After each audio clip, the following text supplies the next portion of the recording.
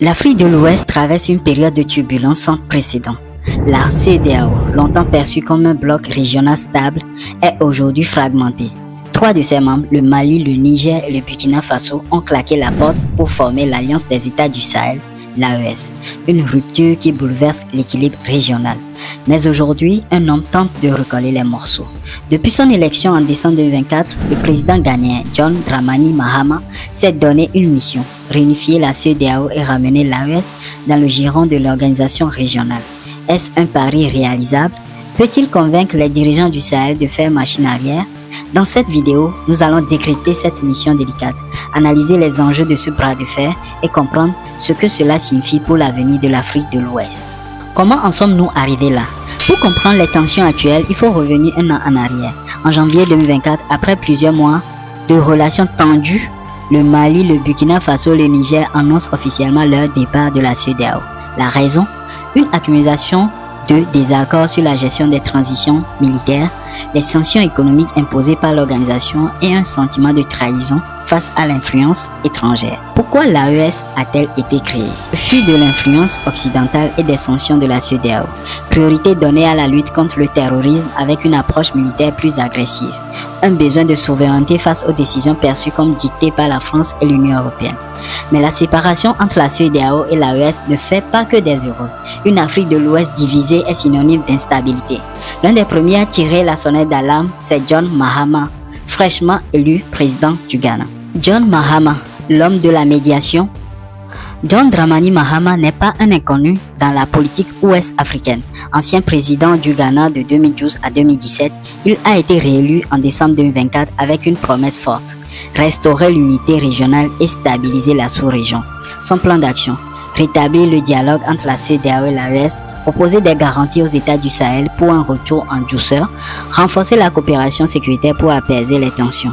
Le 5 mars 2025, il se rend en Côte d'Ivoire pour rencontrer le président Alassane Ouattara, fervent défenseur du maintien de la CEDEAO telle qu'elle existe. Il y déclare: il vaut mieux rester unis à 15 que divisés en petits blocs de 3.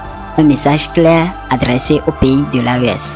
3 jours plus tard, le 8 mars, Mahama se rend au Mali pour rencontrer les dirigeants de l'Alliance des États du Sahel, une initiative risquée mais nécessaire pour tenter de rétablir la confiance. Quels sont les obstacles à cette réunification? Si la mission de John Mahama est ambitieuse, elle est aussi semeuse d'embûches.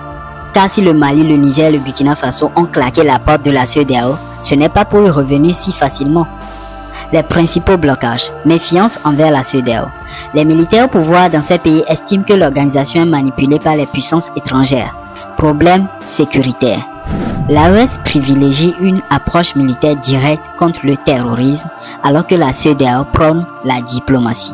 Souveraineté nationale. Les dirigeants de l'AES veulent tracer leur propre route et éviter toute ingérence extérieure.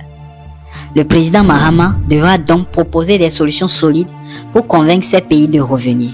Et c'est là que l'initiative d'Accra pourrait jouer un rôle clé. L'initiative d'Accra, une alternative à la CEDEAO. Depuis plusieurs années, le Ghana pilote l'initiative d'Accra, un programme de coopération sécuritaire destiné à lutter contre le terrorisme dans la sous-région. Contrairement à la CEDEAO, cette initiative repose sur un partenariat direct entre les États sans intervention d'acteurs extérieurs. Les atouts de cette initiative: une coopération militaire renforcée sans contrainte politique trop rigide, une flexibilité qui permettrait à l'AES de ne pas totalement réintégrer la CEDEAO tout en gardant des liens stratégiques, une approche plus pragmatique de la sécurité qui pourrait plaire aux dirigeants du Sahel. En clair, l'initiative d'Accra pourrait être un compromis pour rapprocher l'AES de la CEDEAO, sans forcer un retour total des États du Sahel dans l'organisation. Quel avenir pour la région? L'Afrique de l'Ouest est à la croisée des chemins. Deux visions s'opposent. D'un côté, une CEDEAO qui veut maintenir son unité et son influence. De l'autre, une AES qui revendique son autonomie et une approche plus musclée contre les défis sécuritaires. 3 scénarios possibles. 1. L'AES réintègre la CEDEAO après des négociations et des garanties sur leur souveraineté. 2. Une cohabitation entre les deux blocs avec des accords de coopération sans retour officiel. 3. Une fracture totale et durable, affaiblissant l'unité économique et sécuritaire de l'Afrique de l'Ouest. Pour John Mahama, le défi est immense. S'il réussit, il pourrait être celui qui sauve l'unité régionale. Mais s'il échoue, l'Afrique de l'Ouest pourrait se diviser définitivement en 2 blocs irréconciliables. Alors, l'AES et la CEDEAO peuvent-elles encore coexister?